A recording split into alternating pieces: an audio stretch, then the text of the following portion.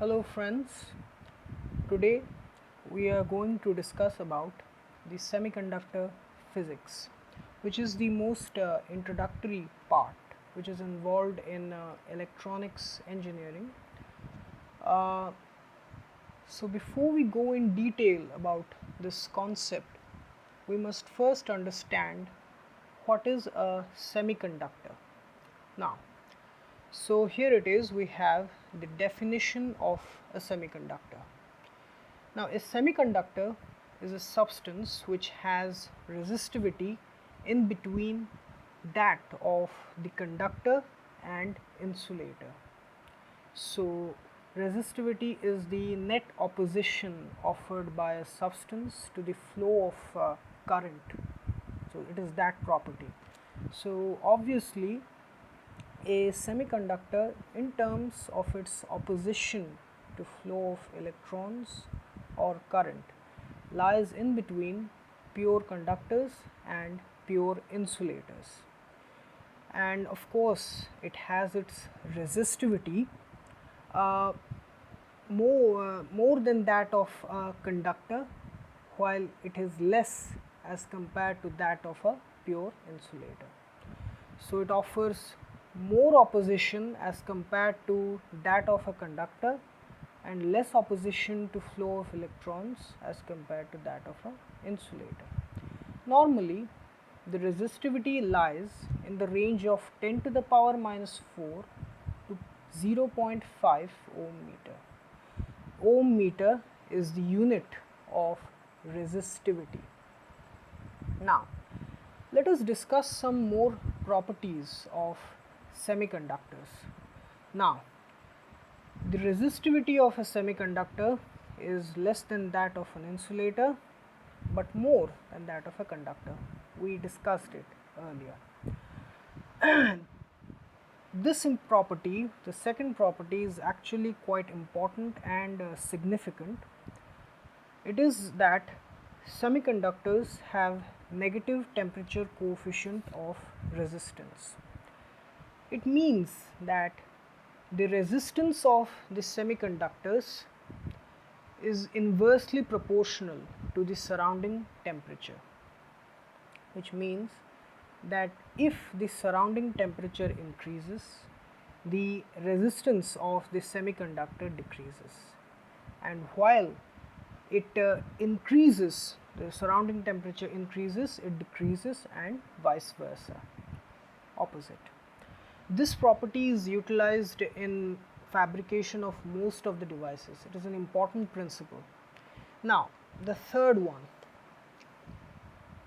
all semiconductors are crystalline in nature, which means that the arrangement of the atoms or molecules of semiconductors atom or the semiconductors substances follows an orderly pattern.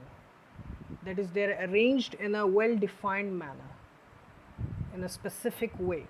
So they are crystalline in nature.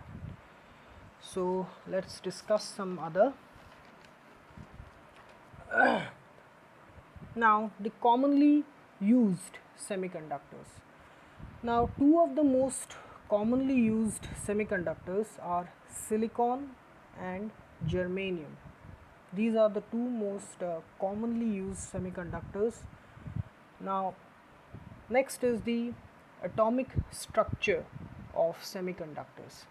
Now, here we have is the atomic structure of the semiconductor. Now, we have to explain it with reference to a atomic model. Now, the atomic model which we have used here is Bohr's atomic model. Bohr's atomic model. Okay. Now,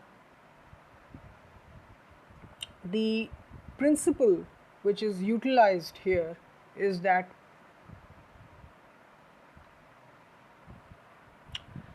the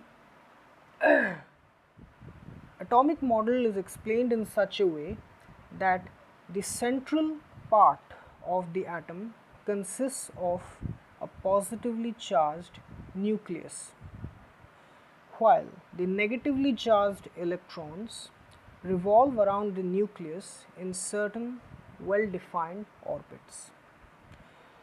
Now, the main properties of these atomic model is that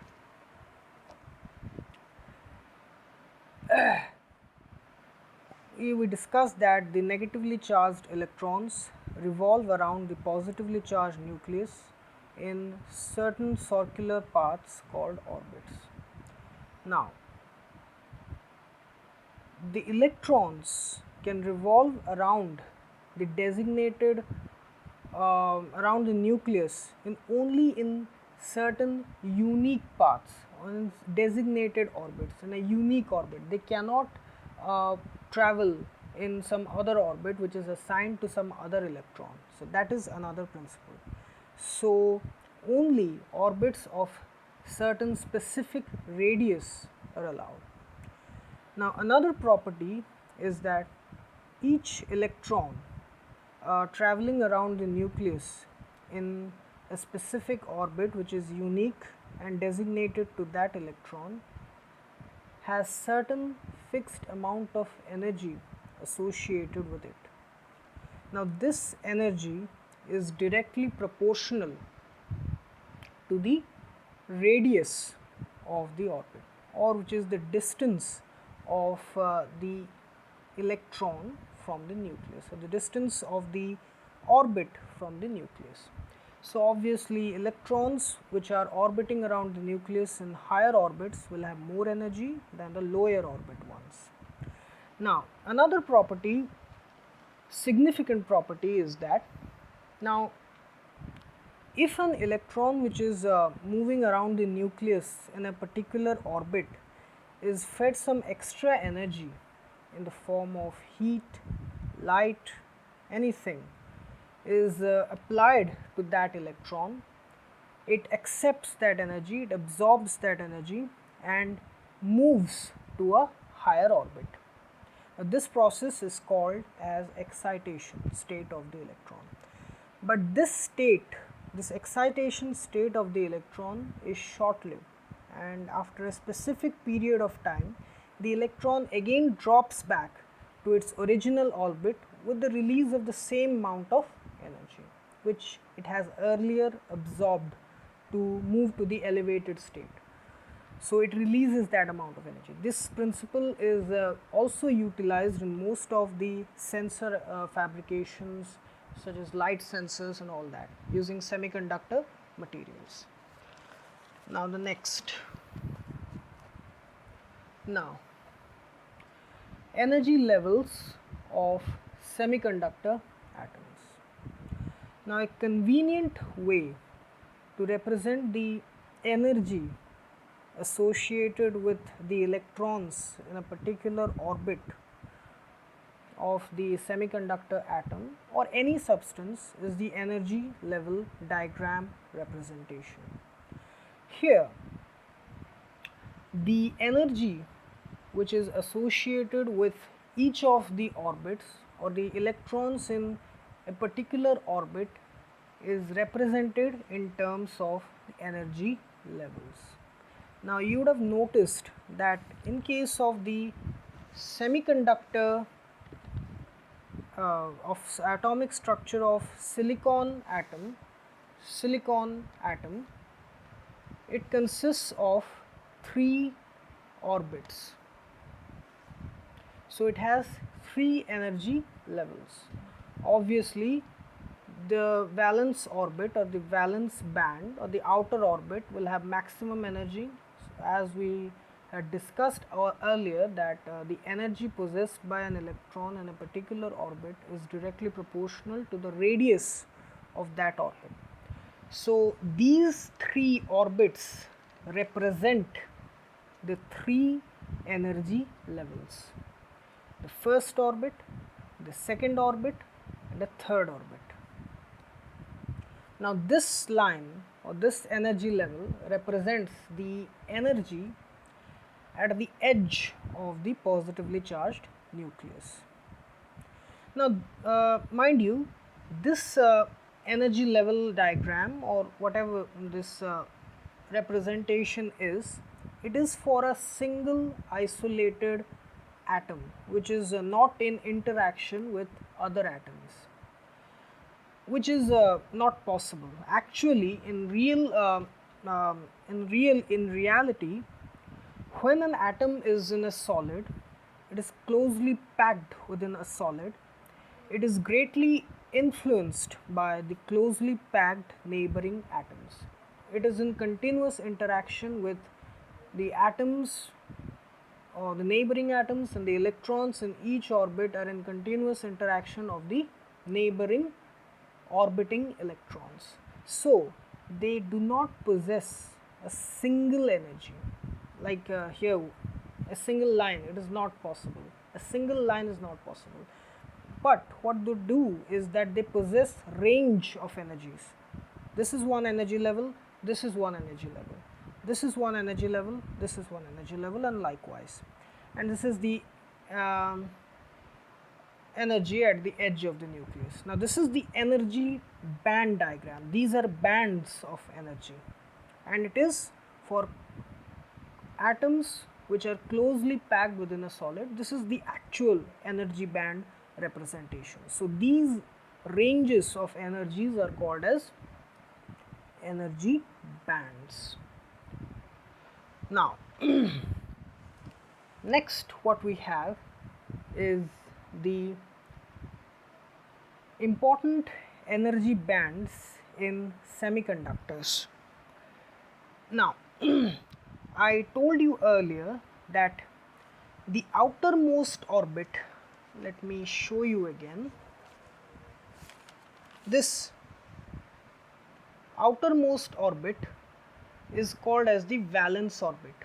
So the energy possessed by the 4 electrons in the outermost orbit is called as the valence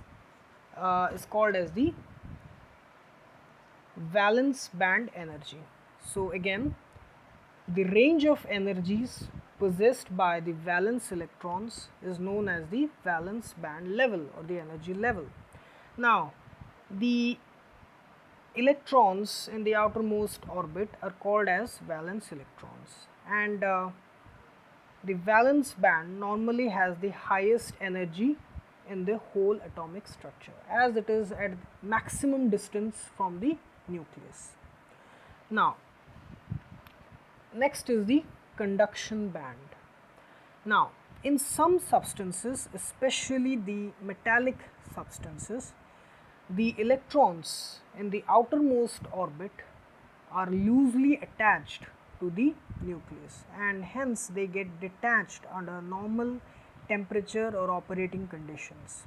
Now these detached or free electrons are responsible for conduction of current in the substance.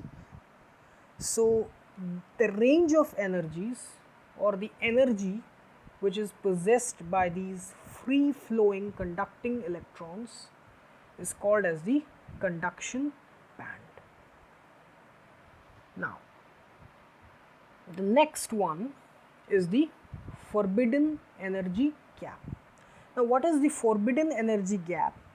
It is the separation distance, or the separation in terms of electron volt, in terms of energy, between the valence band electrons and the conduction band electrons. Now this gap is generally about 0.7 electron volt for germanium, and 1.1 electron volt for silicon. Electron volt is the energy difference, or the unit of energy. Now the next one. Now it is also an important concept. It is the bonds in semiconductors, or the nature of bond formation in semiconductors. Now We know that every substance is constituted by bond formation.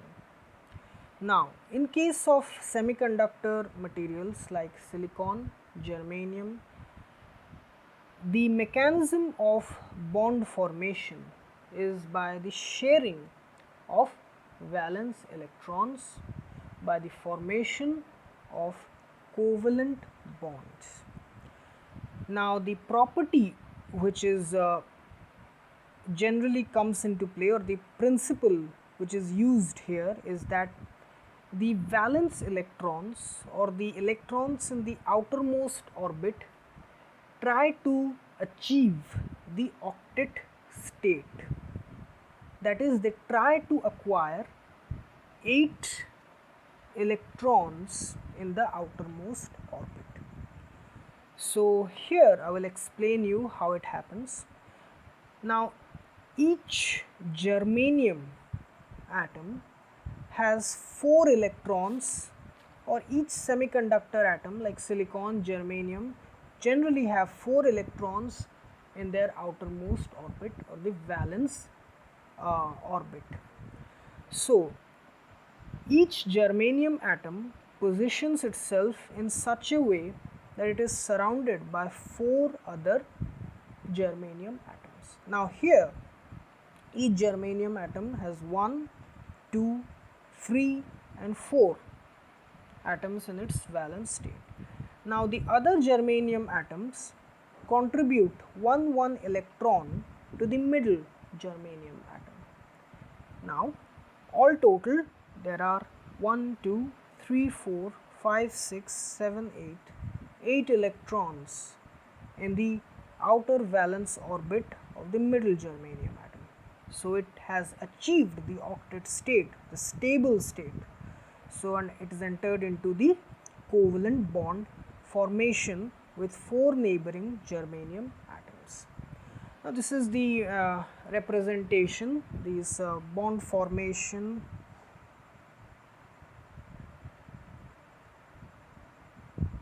in germanium. Now these are the covalent bonds.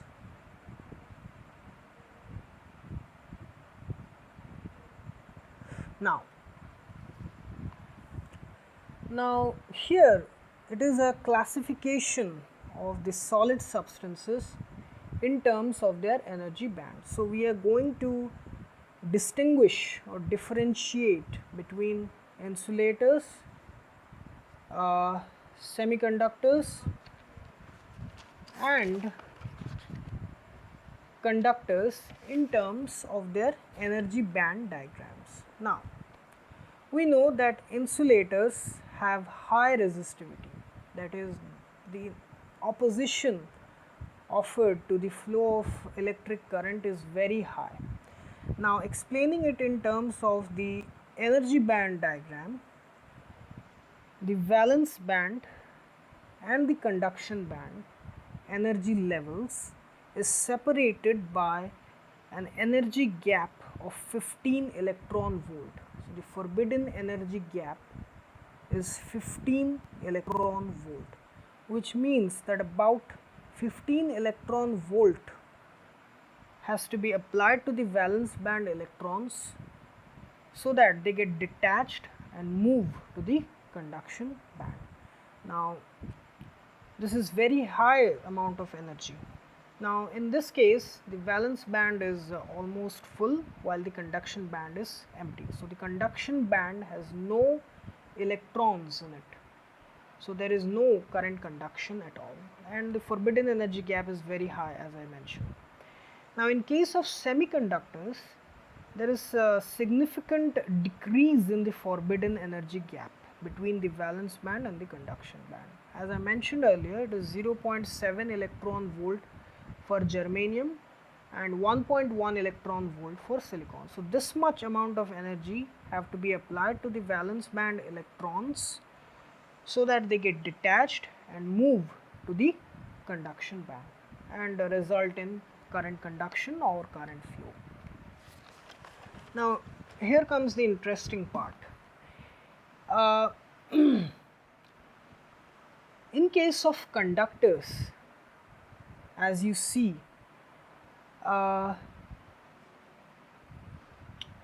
the valence band, this is the valence band, this whole band, this band, this is the valence band, and this is the conduction band.